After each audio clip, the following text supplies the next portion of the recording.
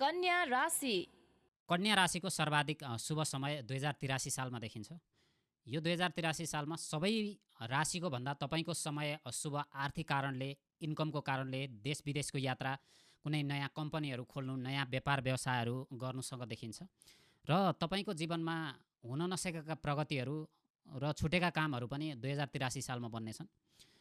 तपाईँको पञ्चम स्थानमा बृहस्पतिको दृष्टिले गर्दाखेरि सन्तान र सम्बन्धको क्षेत्र सबभन्दा राम्रो हुनेछ। लभ सम्बन्धको क्षेत्र, इन्जोयको क्षेत्र, एजुकेसनको क्षेत्र, जहाँनेरि विद्या विवेकको कुरा हुन्छ, जहाँनेरि बुद्धि चलाउनु पर्ने कुरा हुन्छ, जहाँनेरि मस्तिष्क र माइन्ड चल्छ, यहाँ तपाईँको सर्वाधिक एक्टिभ भएर काम गर्न सक्ने अवस्थिति छ। तपाईँको उन्नति प्रगति हुन सक्ने समय र लभ सम्बन्धमा नै विवाह हुन सक्ने समय, विवाहको योग र नयाँ सम्बन्धहरू पाउने, सोलमेटहरू पाउने, वा चाहिँ बच्चा कन्सिभिङ हुने र नयाँ बच्चाहरूको जन्म हुने, वा कुनै किसिमको नयाँ कुराको जन्म तपाईँले दिनुहुनेछ। तपाईँले कुनै पनि बीजारोपण गरेको क्षेत्रमा त्यो अङ्कुराउन थाल्ने र त्यो एउटा वृक्ष हुन सक्ने समय भएको कारणले गर्दा सर्वाधिक शुभ मानिन्छ। कुनै पनि कुरा वृक्षको हिसाबमा अगाडि बढिरहन्छ भने पाप रहित मन र मस्तिष्क हुनुपर्छ। त्यसैले पाप रहित मन र मस्तिष्कले मात्रै तपाईँको जीवनमा 2083 सालमा सफलता दिन सक्ने हुन्छ। अर्को, बृहस्पतिको दृष्टि सप्तम स्थानमा भएको कारणले गर्दा तपाईँको व्यापार व्यवसायबाट, पार्टनरबाट, श्रीमान श्रीमतीबाट र कोही तपाईँको नजिकको साथीभाइबाट पनि आर्थिक लाभ पाउन सक्ने हुन्छ। जनताबाट पनि तपाईँले आर्थिक लाभ पाउन सक्नुहुनेछ। सबैतिरबाट लाभको समय भएको कारणले गर्दा जप, तप र दया दान मध्ये दान तपाईँको गरेर अगाडि बढ्नुभयो भने सबैभन्दा सफल हुन सक्ने अवस्थिति हुन्छ। तपाईँको मन्त्र जाप वा बृहस्पतिको कारणले गर्दा कुनै किसिमको तप, जप वा ईश्वरप्रतिको ध्यान साधनाले पनि तपाईँलाई अगाडि लिएर जान सक्ने हुन्छ। तपाईँ अत्यन्त तीक्ष्ण बुद्धि र मनोबल उच्च राखेर काम गर्ने अत्यन्तै बौद्धिक व्यक्तित्व हुनुहुन्छ र तपाईँ त्यो क्षेत्र, त्यो जगत जहाँनेरि कर्म करियर छ वा एजुकेसनको क्षेत्र छ त्यहाँ नै तपाईँ अहिलेसम्म स्थापित भइसक्नु भएको अवस्थिति छ। र यो कारणले गर्दा तपाईँको 2083 सालमा चाहिँ बुद्धि विवेककै कारणबाट सफल हुन सक्ने अवस्थिति देखिन्छ। कतिपय अवस्थामा चाहिँ सङ्घर्ष गरेर पेलेकै लिएर जानुपर्ने हुन्छ, ठेलेकै लिएर जानुपर्ने हुन्छ। तर यो अवस्थितिमा कतिपय अवस्थामा जाँतो पिसाई पिसिएको अवस्थिति हुन्छ, वा मस्तिष्क, माइन्ड वा आफ्नो काम करियरमा एकदम चुनौतीपूर्ण अवस्थालाई पनि पार गर्नुपर्ने हुन्छ। तर 2083 सालमा अत्यन्तै सहज भएको कारणले गर्दा तपाईँको चौतर्फी लाभको समय छ। तपाईँको स्वास्थ्यलाई लिएर साधारण समय छ, मध्यम समय हुन सक्ने हुन्छ। स्वास्थ्यलाई साधारण केयर गर्नुहोस्। अर्ग्यानिक खानेकुराहरू खानुहोस्। खानेकुरा नै र बोल्ने कुरामा केयर गर्नुभयो भने तपाईँको स्वास्थ्य 2083 भरि शुभ छ। नाता गोता कुटुम्बहरूको केन्द्रमा बृहस्पति आउने कारणले गर्दा तपाईँको वरिपरिको आफन्तजनहरू सफल हुन सक्ने समय छ। पराक्रम, जोस, जाँगरहरू बढ्न सक्ने हुन्छ।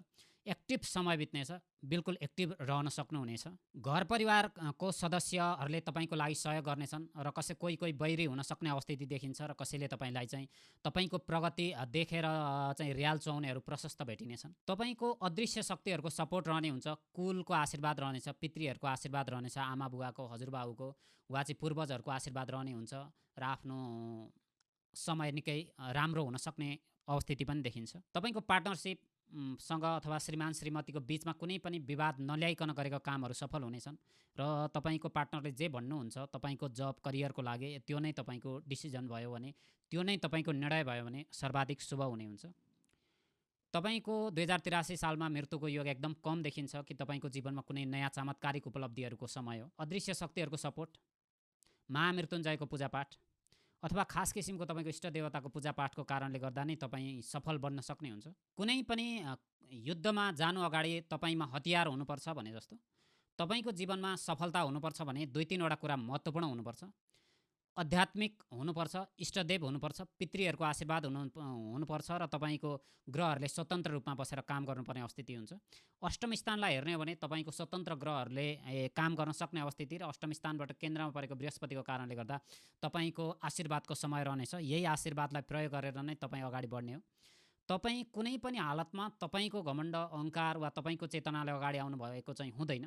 यो एउटा ईश्वरीय खेल हुन्छ वा ईश्वरीय परिस्थितिभित्र तपाईँ पनि रहनुहुनेछ। तपाईँ रहँदै पनि कतिपय अवस्थामा चाहिँ समयले चाहिँ ठक्कर दिने हुन्छ र ठक्करबाट बाहिर आउनको लागि चाहिँ कृपा नै आवश्यक हुन्छ र कृपा को कारणले गर्दा नि अगाडि आउन सक्ने अवस्थिति छ। त्यसैले दान नै तपाईँको लागि सर्वोपरि देखिन्छ। तपाईँको भाग्यलाई हेर्ने हो भने निकै शुभ नै देखिन्छ। भाग्यमा त्यस्तो खराब अवस्थितिहरू छैन। कर्मस्थानलाई हेर्ने हो भने 2 द्वादश हुनेछ। जति मेहनत गर्नुहुन्छ त्योभन्दा केही गुणा बढी कमाउन सक्ने अवस्थितिहरू देखिन्छ।